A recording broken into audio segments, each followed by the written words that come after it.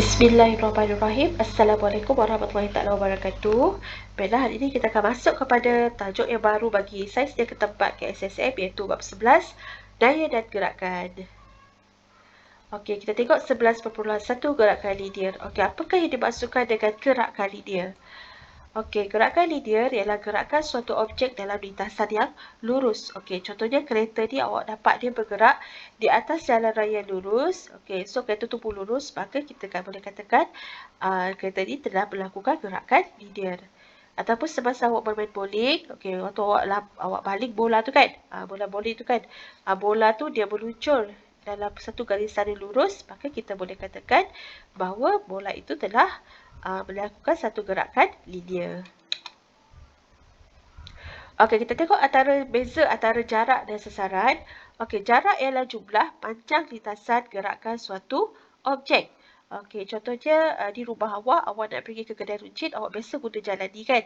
So, kita tambahlah. Okey, ke kiri 80 meter. Bila awak tegak nak sampai kedai ni 80 meter, kita tambahkan. Maka jarak dia adalah 160 meter. Kita gunakan jalan yang biasa kita lalui.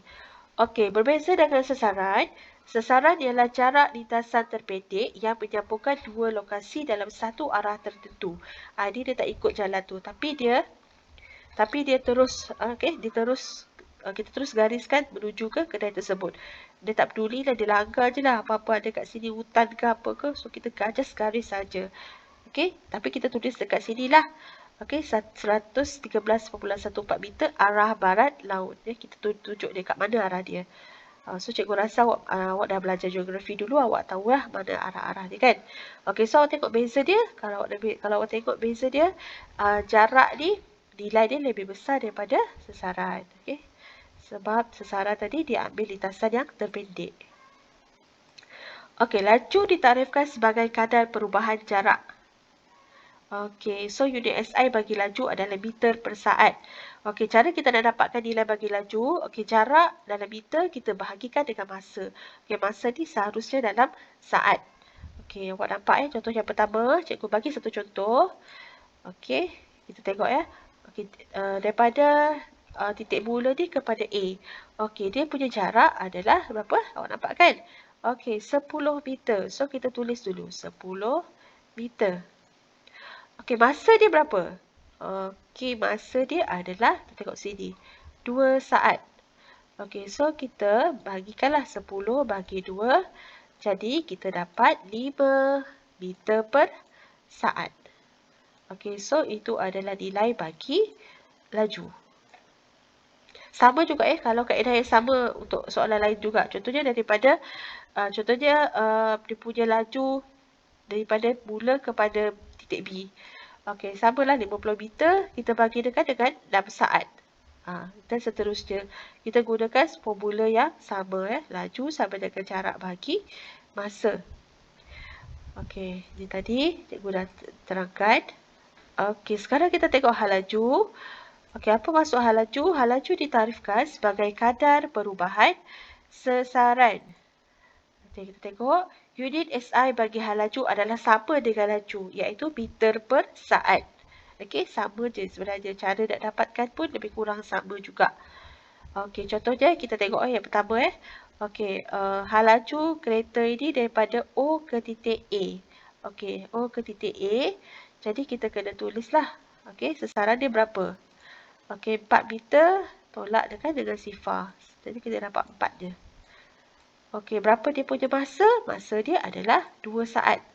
Okey, 2 saat. Jadi, kita dapat dia punya hal laju adalah 2 meter per saat.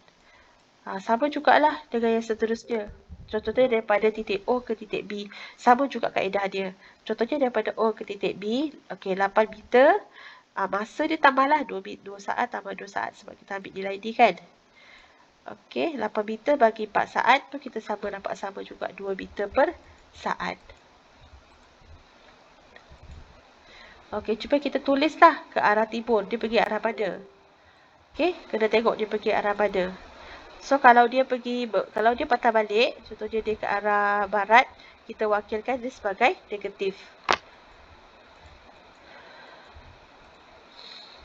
Okey, pecutan adalah suatu jasad atau objek yang mengalami perubahan halaju. Kita tarifkan sebagai mempunyai pecutan. Contohnya, mula-mula dia halaju dia tinggi, tiba-tiba halaju dia rendah. Itu kita namakan sebagai pecutan. Ataupun waktu awak bawa motor, mula-mula awak bawa slow kan. Tiba-tiba awak press minyak awak, jadi awak pun laju. Itu maksudnya ada pecutan. Maksudnya awak daripada halaju rendah ke halaju yang tinggi. Itu kita namakan, itu kita panggil sebagai mecut lah.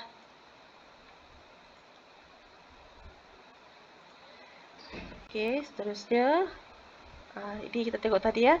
Halaju akhir tolak halaju awal bahagi dengan masa yang diambil.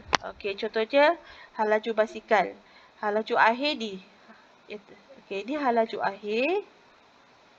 Okey, ni halaju awal dia. Waktu dia mula-mula nak gerak. Okey, masa yang dia ambil 5 saat. Jadi kita tolak kat sini lah 4 meter per saat. Tolak dengan sifar.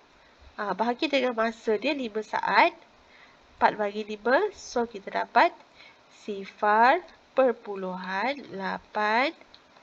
meter per saat. Okey. Macam itulah. Asal yang penting sekarang ni awak tahu dia punya formula. Okey, so itu saja ya penerangan cikgu.